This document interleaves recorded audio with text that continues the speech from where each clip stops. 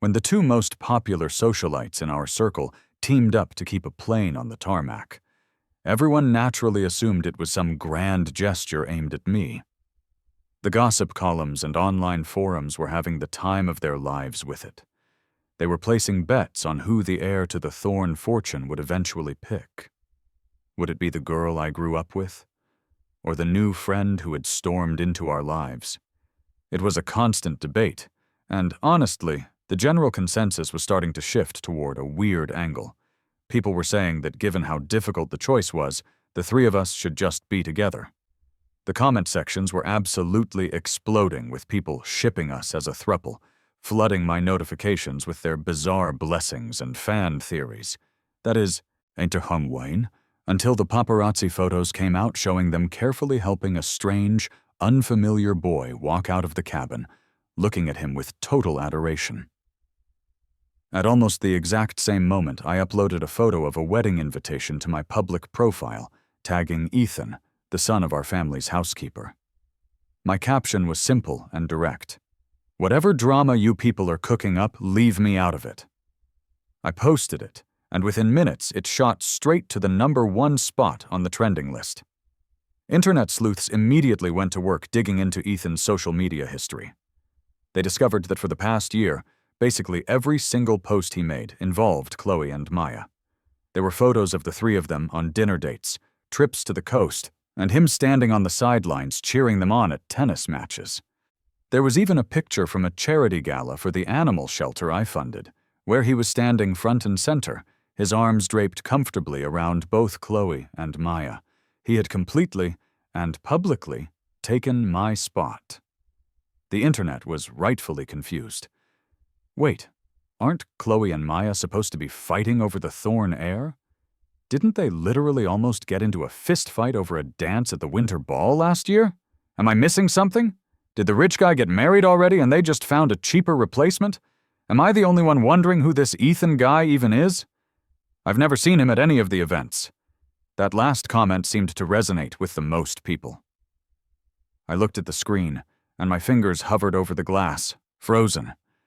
My mind couldn't help but drift back to the first time Ethan stepped foot in my house.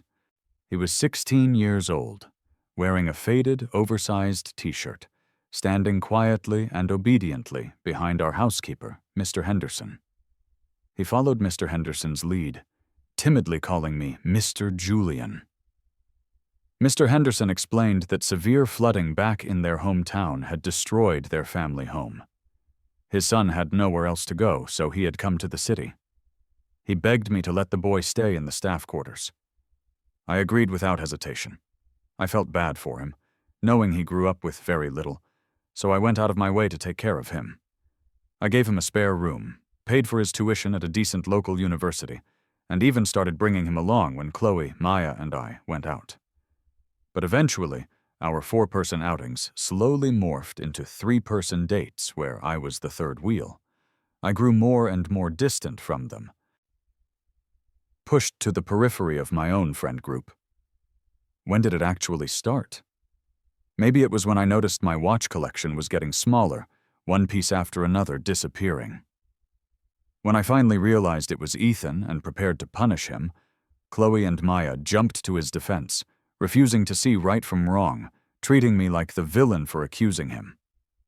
Or maybe it was at my 18th birthday party, when they convinced the entire room of guests to sing Happy Birthday to Ethan instead, because his birthday was close enough.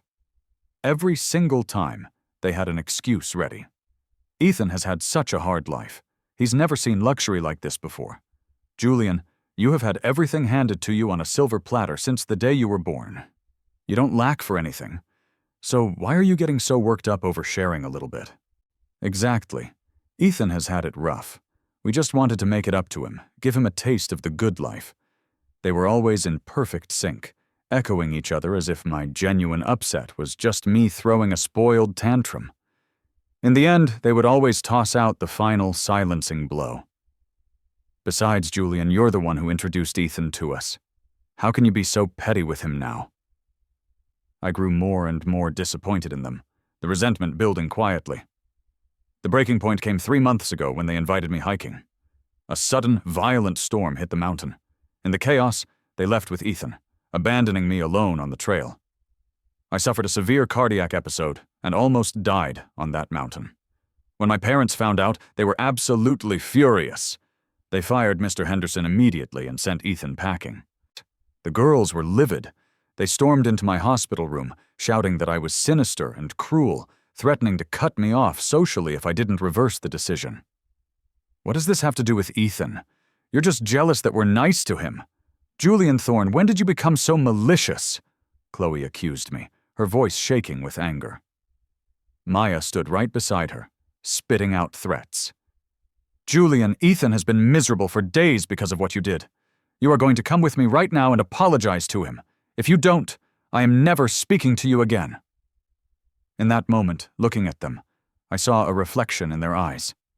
It was the same fierce, protective look they used to reserve only for me. I remembered a 6-year-old Chloe holding my hand, promising she'd always be by my side. And when? I remembered a 15-year-old Maya pinning me against a wall, telling me I was the only guy she'd ever want. But now, they had both broken those promises.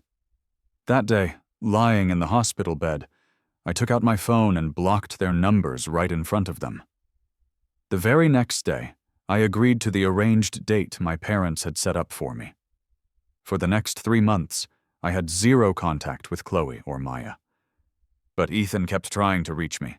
He apologized profusely. He came to my front gate and knelt on the concrete, his eyes red and puffy, begging for my forgiveness. Mr. Thorne, I'm so sorry. It was all my fault that day. I shouldn't have sprained my ankle. After Chloe and Maya got me down the mountain, I told them to go back for you right away. But they said they were too worried about me. Mr. Thorne, don't worry. Chloe and Maya are yours. I know my place. I'll leave Los Angeles as soon as possible. Mr. Thorne, my dad and I are grateful people. I would never do anything to betray you. He swore up and down, making grand promises. The night before he was supposed to leave the country, he even sent me a picture of his plane ticket, promising he would never come back and asking me to keep it a secret between us. But today on the social media account the internet detectives had unearthed, I saw his latest post. It was that same plane ticket he'd sent me, with all the flight information completely uncensored for the world to see. The caption read, "I don't want to hurt anyone, so I chose to sacrifice myself." You know, it's true what they say. Sometimes, when you are truly speechless at the audacity of someone, all you can do is laugh. That evening, my phone wouldn't stop buzzing on the table. I picked it up to see our old hiking club's group chat, which was usually dead these days, flooded with new messages. I glanced through them and saw that Chloe had added Ethan to the group. Maya was spamming the chat with digital red envelopes full of cash. Ethan might not officially be in our club, but we all go to the same university. From now on, he joins all our activities. I'm covering his share. Does he really need you to pay, Maya? I'm the one who invited him. Of course I'll take care of him, Chloe retorted, sending her own stream of cash gifts into the chat. This was our exclusive hiking club group chat. The members were all wealthy or well-connected, and the barrier to entry was extremely high. Ethan had joined us once or twice in the past, wearing my old gear, in Node, but he'd never been qualified to actually join the group. Now, spurred on by Chloe and Maya's generosity, someone else spoke up. So you two have Ethan covered. Who is looking out for the air? Someone tagged me directly. Instantly, the cash stopped flowing. Chloe and Maya went silent. 2 minutes later, a soft-spoken voice message from Ethan appeared in the chat. It's okay, guys. Whoever Julian wants, I'll talk the other one into backing off. I'm easy. I'll just take whoever's left. He then tagged both Chloe and Maya. The silence in the chat grew heavier, more awkward. The next second, a system notification popped up. Julian Thorne has left the group. I genuinely love hiking. I've had a weak constitution since I was a child, and my doctor always said I needed more exercise and fresh air to build up my strength. Later, with a professional's guidance, I chose this sport. At first, I couldn't make it to the summit. Chloe and Maya would take turns practically carrying me, cheering me on every step of the way. Later, worried I'd get bored of seeing the same views, they would research unique mountains and rock formations, accompanying me to conquer different landscapes. Over the years, we'd hiked everywhere, from the Appalachians to the Rockies. We even created a shared cloud photo album just for the hobby, a record of our good times together. There were candid shots of Chloe looking miserable after falling face first into a mud puddle, a picture of Maya triumphantly holding up a snake she'd caught with her bare hands, and a selfie of the three of us huddled together after being lost in the mountains for 3 days. So many photos, all representing our past. But today, as I stared at the countless pictures in the cloud drive, I just felt a profound emptiness. With a click of the mouse, I selected Select All and hit Delete.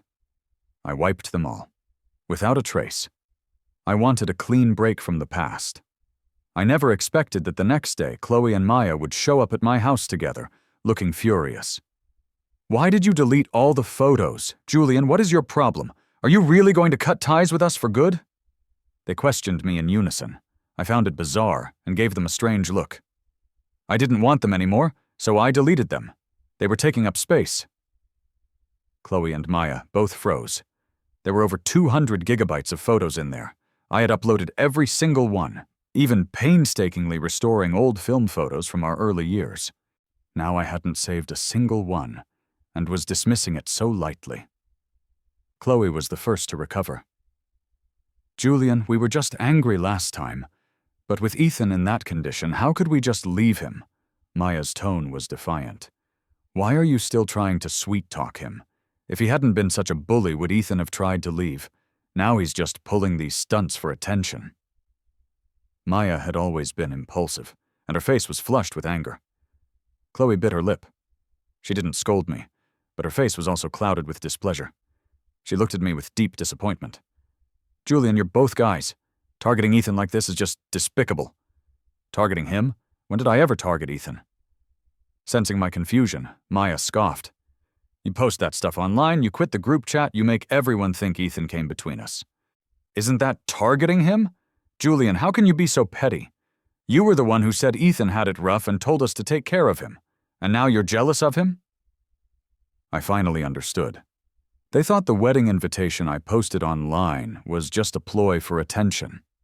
Seeing their entitled attitudes, I couldn't help but remember how, because of their constant attention, our parents would joke whenever our families met that I'd have to pick one of them as a daughter-in-law someday. In their eyes, was I nothing more than a trophy for one of them to win? And now that trophy had become Ethan, and they expected me to bend over backward to win back their favor? In that moment, I was completely done. "If that's what you want to think, there's nothing I can do," I said flatly, then told the housekeeper to show them out. The bonds of our youth could never be restored. They had finally become someone else's knights. Hearing me, Chloe and Maya's faces flashed with panic, as if they hadn't expected me to be so cold. Chloe couldn't stop herself from stepping forward to grab my arm. "Julian, we've known each other for so many years. Ethan was right. He's here to join us, not break us up. Why can't you accept him? Ethan's life is so hard. He's all alone in the city with no one to rely on. He's not like you, born with a silver spoon who has everything." She spoke with deep emotion. All I felt was disgust. I never interfered with their friendships, and it wasn't like I hadn't introduced them to other good friends of mine before, but we never had problems then, because back then, they wouldn't condemn me over someone else's words. They wouldn't blindly defend another person, and they certainly wouldn't leave me for dead on a mountain. Even after all that, all I did was choose to walk away. But they still wanted to drag me back into this four-way game I was so sick of. I looked at Chloe's pleading eyes and heard Maya's reluctant persuasion.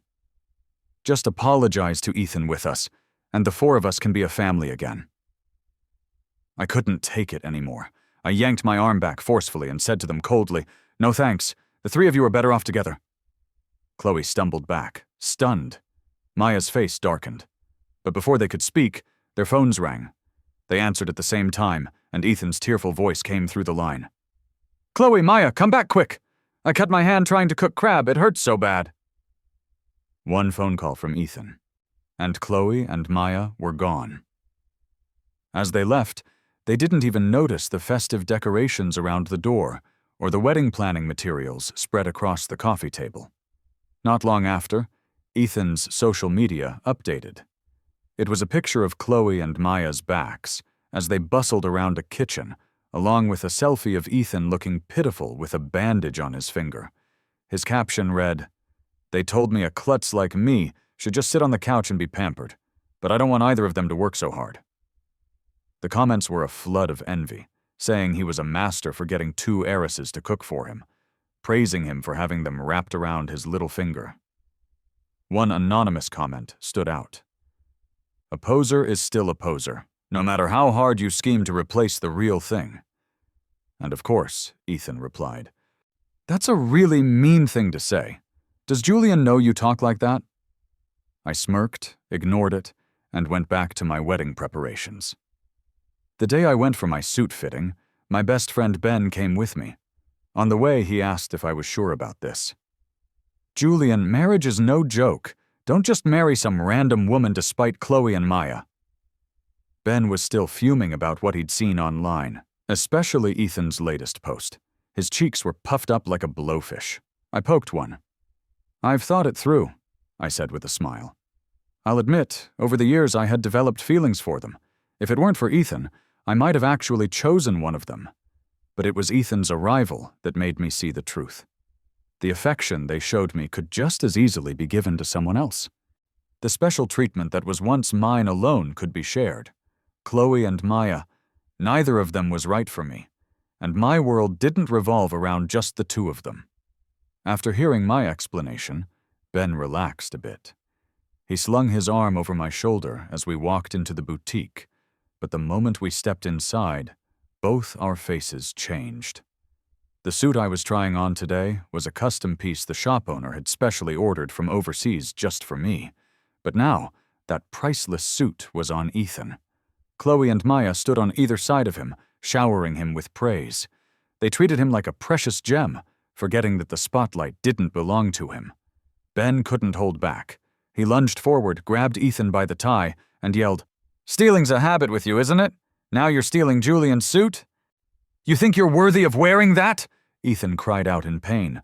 Chloe and Maya reacted instantly, shoving Ben away and pulling Ethan behind them, their faces etched with concern. "Do you have to be so dramatic? Ethan's never worn a suit this nice before, so he wanted to try it on. It's just a piece of clothing, it's not going to fall apart." Exactly. Who are you to decide what happens to Julian's clothes? We've known him for years. Can't we even try on one of his suits? "Julian, Ethan has already forgiven you for how you treated him. Don't be so stingy." One after another, Chloe and Maya laid into me, their voices filled with self-righteousness. Ben was shaking with rage, as if he'd never encountered women like this before. My face was cold as I stared at Ethan, who was now hiding behind them with red, swollen eyes. The suit he was wearing was a design I had spent days and nights finalizing with the tailor. Every detail was my own, but now I could see clear alterations at the waistline, a noticeable change to the collar, and a dark scuff on the trouser leg. My things had been tainted. I didn't want it anymore. Perhaps sensing my icy gaze, Ethan looked up with a guilty expression and cautiously approached me to apologize. "Mr. Thorne, I'm so sorry. I grew up in the mountains. I've never seen a suit so expensive and handsome before. I didn't dare wear it at first, but Chloe and Maya said you wouldn't mind, Mr. Thorne, and they really wanted to see what I looked like in a suit." As Ethan spoke, his voice choked with emotion, his eyes welled up, and he tried to take my hand. I pulled away. The moment I did, he stumbled backward as if I had pushed him, falling to the ground. "Ethan!" Chloe and Maya shouted in unison. In an instant, I was shoved aside. A sharp pain shot through my collarbone as my back slammed into something hard, forcing a pained grunt out of me. But Chloe and Maya didn't seem to notice. They rushed to help Ethan up, then turned to yell at me furiously.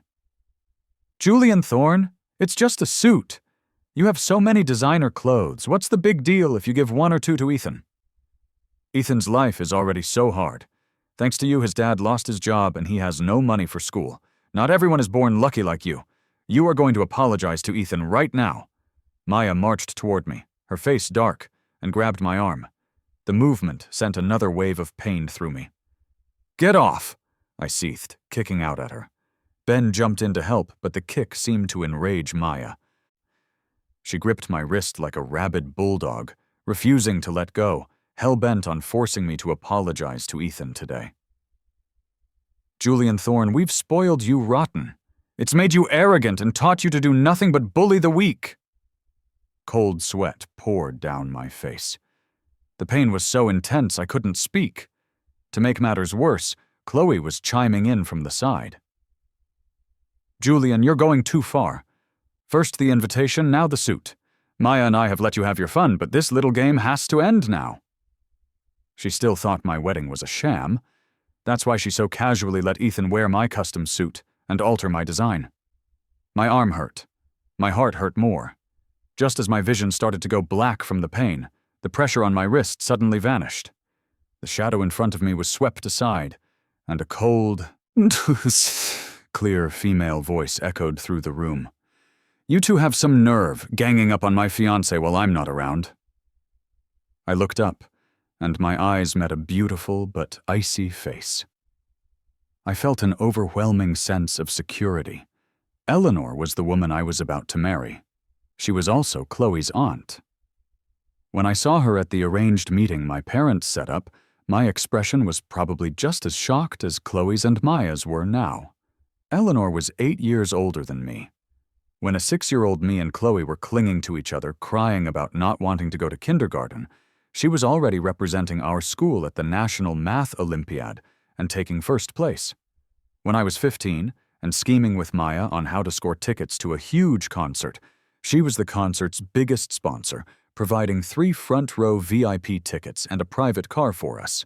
Détente, Eleanor and I were from 2 different worlds. But as we got to know each other, we were surprisingly compatible.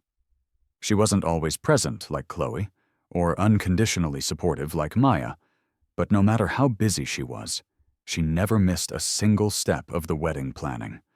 And when our opinions differed, she didn't just blindly agree with me. "Julian, the wedding is on a lawn. It really isn't safe for you to wear leather shoes with a heel. I've adjusted the schedule. The original plan was too packed. Your health isn't the best, and you'll be exhausted." And she remembered all my likes and dislikes. She knew I was allergic to peanuts, that I hated yellow roses, and that I loved sunsets. So she arranged every detail of the wedding to be exactly what I had dreamed of. Just like now, she stood protectively in front of me. Her gaze swept coldly over Chloe and Maya before landing on Ethan in the suit, her brow furrowing. One look, one frown. Chloe and Maya panicked. They still seemed to be reeling from the shock of me marrying their aunt. When they finally processed it, Maya was the first to cry out. "Julian Thorne, you're really going to marry her?" Her angry voice trembled. Chloe stood there, completely lost. She'd heard her aunt was getting married, but she never imagined it would be to me. Only Ethan was still a bit confused. He looked between Eleanor and me, his eyes darting back and forth, and feigned surprise. "Mr. Thorne, you're getting married? Then what about Chloe and Maya? I thought you were just pretending to get married. I mean, you and Chloe and Maya are so close." Ethan cut himself off at the last second. But the implication hung in the air. I caught the flash of malicious calculation in his eyes, spreading rumors about me, Chloe, and Maya right in front of Eleanor. Even they heard how wrong it sounded. They frowned at him, their faces showing their displeasure. Ethan, realizing his mistake, covered his mouth, his eyes welling up with tears again. "Mr. Thorne, I'm sorry, I didn't mean it. I've ruined your wedding plans. I'll take the suit off for you right now." He struck a pitiful pose, expecting Chloe and Maya to rush to his defense like they always did. But this time neither of them moved. Their eyes were still fixed on me, as if they'd been hit by a sledgehammer, staring blankly. I couldn't be bothered with their drama. I called the shop owner over. "The suit is dirty," I said calmly. "I don't want it anymore." Before leaving, I quoted a price for the damages, then took Eleanor's arm. "I'm sorry," I said quietly. "This wasted your whole day." Eleanor nodded, her expression unchanged. I should be the one apologizing. You've been handling all the wedding preparations by yourself, and now you have to deal with this misunderstanding. She glanced over her shoulder. Chloe and Maya flinched. Their eyes were a mix of shock, frustration, regret, and pain. But that had nothing to do with me. The wedding was fast approaching, and Eleanor only got busier. I was understanding and took over all the final arrangements. But just as everything was proceeding smoothly, Chloe and Maya started hounding me for no reason. They both tried to add me on every social platform. They bombarded my phone with calls from different numbers. Maya even parked her car outside my house, ambushing me every time I came or went. "Julian, you can't marry her." That was all she ever said. And every time my reply was the same. "You're insane." It was like she had reverted to the time before Ethan appeared, launching a fierce campaign to win me back, making public declarations online and sending flowers. Even the internet was eating up the drama. What's Miss Maya up to? A few days ago she was liking posts on the stand-ins account, and now she's back to fawning over her old flame. The online comments were snarky, but she paid them no mind. Chloe, on the other hand, had been quiet. Until the first time I attended a family dinner as Eleanor's fiancé. She cornered me at the party. "Julian, I admit it. I lost." Chloe looked at me with a tragic expression. In just a few days, she had lost a lot of weight. When she saw I was about to leave, she blocked my path, her voice pleading. "Julian, Ethan, he was just a way to make you jealous. I wanted you to care about me, to choose me over Maya. I never liked him.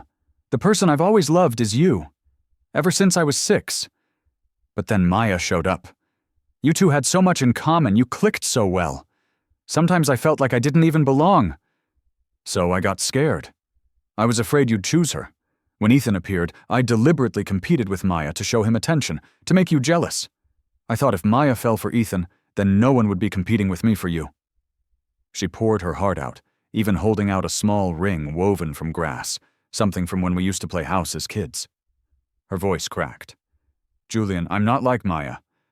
The only groom I've ever wanted to marry is you." "Chloe." I didn't take the toy she offered. Instead, I took a step back, my eyes meeting hers, my voice colder than I'd ever heard it.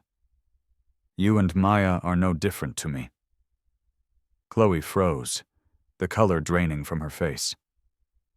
I admit, in the past, I had feelings for both of them. There were nights I'd lie awake wondering who I could choose without hurting the other, and I wouldn't be able to sleep. I gave a bitter laugh. The feelings of youth, being adored by two exceptional women. To say I only saw them as friends would have been a lie. But whether it was Chloe, my childhood companion, or Maya, my kindred spirit, I never wanted to hurt either of them. But they hurt me. The moment you left me alone on that mountain, both of you became strangers to me. So whether you like Ethan or not, whether you were using him or not, whether you love me or not, I don't want to know. I pushed the grass ring, still clutched in her fingertips, back towards her. "Chloe," I said, "childhood promises don't count." Chloe didn't bother me again, but Maya persisted. As for Ethan, his social media account went silent after that day at the boutique. Like an old toy, he had been cast aside by both Chloe and Maya. However, I didn't drop my demand for compensation.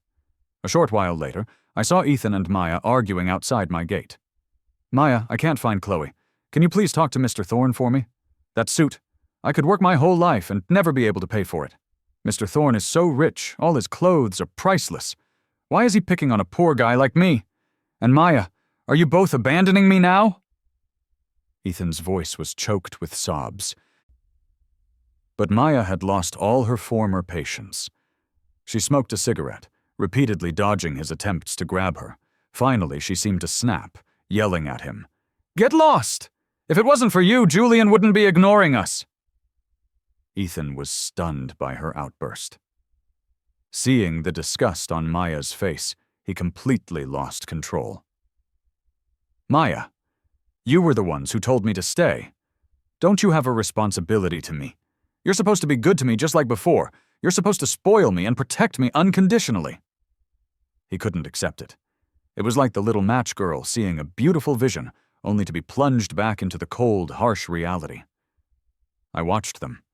Perhaps sensing my gaze, they both looked over. The instant she saw me, Maya shoved Ethan violently to the ground and rushed toward me. "Julian, he's the one who won't leave me alone? I was being an idiot before. I thought using Ethan would make you jealous. That's why I did all that crazy stuff." Her excuse was identical to Chloe's. I remained expressionless, but Maya swore to me it was the truth. The scene seemed to push Ethan over the edge. I don't know where he got it, but he suddenly produced a knife and lunged straight at me, his face twisted in a vicious snarl. "Julian Thorne, this is all your fault! Go to hell!" My pupils constricted. As the cold tip of the blade rushed toward me, I felt the suffocating certainty of death. Ethan went to prison. Maya went to the hospital. She had jumped in front of me at the last second, taking the knife. Her right kidney was ruptured. After a night of observation in the ICU, she was moved to a private room. The first thing she did when she woke up was demand to see me. After some thought, I went. When I entered the hospital room, Chloe was there too. She was sitting by the bed, peeling an apple for Maya. Her face was just as pale. The moment she saw me, she dropped everything and stood up. "Julian, you're finally here." Maya struggled to sit up. I walked a few steps closer, keeping my distance, and offered my thanks in a low voice. "Regardless of anything else, I should thank you. If it weren't for her, I'd be the one lying in that hospital bed." After a few seconds of silence, I took out an invitation and placed it on the bedside table. Nothing more needed to be said. But Maya's face went white again. Her lips trembled as she watched me, and her eyes instantly turned red. After a long moment, she finally spoke, her voice hoarse. "Julian, can't we really go back to how things were before? Even just the three of us. I don't mind anymore. I really, really don't mind." By the end, Maya was crying. Chloe looked utterly defeated. The two of them in that moment looked like a pair of pathetic, lost puppies. The room was so quiet you could hear a pin drop, broken only by Maya's sobs and Chloe's heavy breathing. After a long time, I sighed and spoke clearly. "Maybe this is for the best. Even without Ethan, our friendship would have fallen apart eventually. No matter which one of you I chose, it would have been unfair to the other. It's better this way. We can all find our own peace." I meant every word. How many nights had I woken up from a nightmare where I'd chosen Chloe or Maya, only to see the other one leave in pain, leading to us never speaking again? So, Ethan's arrival was a catalyst. It showed me Chloe and Maya for who they truly were, and it allowed me to completely withdraw from that chaotic relationship. Seeing that they wanted to say more, I held up a hand and, for the first time in a long time, gave them a small smile. "If you're willing, come to my wedding. Have a drink." My wedding. Maya came. She and Chloe sat at the same table. They were quiet the whole time. The other people at their table were our old classmates, and no one dared to pressure them to drink, but they both ended up drunk anyway. Thankfully, they didn't cause a scene. As they were helping each other out the door, they saw me in my reception suit, Eleanor's arm around my waist. They both stopped and just stared at me for a long time. I met their gaze, smiled slightly, and raised my glass to them. After the wedding was over, I received 2 text messages at the same time, from Chloe and Maya. Chloe's said, "Wishing you happiness." Maya's said, "I'll wait for you forever." I didn't reply. When I came out of the bathroom after showering, I saw Eleanor staring at my phone screen, her expression unreadable. "What's wrong?" I asked, sitting down next to her while towel drying my hair. I followed her gaze, and seeing the unread messages, couldn't help but laugh. "Don't tell me," I teased. "You're jealous?" After months together, I was comfortable enough to joke with her. Eleanor didn't get angry. Instead, she pulled me into her arms, her voice cool and proud. "Two foolish, immature girls are not worth my jealousy." I laughed harder, looking at the sharp contours of her face. In the warm orange light, her features were softer than during the day. yet they still held a depth that only came with time. On a whim, I thought back to our first meeting. I was completely disheartened back then, with a reckless, what's the worst that could happen attitude. I hadn't even shaved before meeting Eleanor. I was distracted the whole time, making one mistake after another. I thought there was no chance. But on the way home, my mom told me that she was very pleased with me and hoped to get to know me better. I had asked her back then, too, why she chose me. Her answer at the time was, "I thought you were cute." I believed her then. But now, looking into Eleanor's dark, ink-like eyes, I narrowed my own and playfully pinned her down on the bed. "Eleanor," I said, trying to sound menacing. "Are you telling me it was just a spur-of-the-moment thing at that meeting, that we just clicked? Because I heard from my mother-in-law that your mom has a photo album, and it's full of pictures of a little boy in overalls who looks exactly like me when I was little." I stared at Eleanor's face, keeping my expression neutral. But I noticed the tips of her ears turn a faint shade of red. After a long pause, Eleanor spoke. "Only fools create unnecessary drama. A smart person knows when to seize an opportunity and press their advantage." Hearing that, I couldn't hold it in any longer. I buried my face in her shoulder and burst out laughing. And the night had only just begun. 5 years into our marriage, Eleanor gave birth to a daughter. At the 1-month celebration party, Chloe held her the entire time, refusing to let go. Later, Maya came too, with a huge cash gift. Over the years, our relationship has been distant, the kind where you might occasionally like each other's posts on your social feed. But that's it. After all, I could never get over them leaving me alone on that mountain.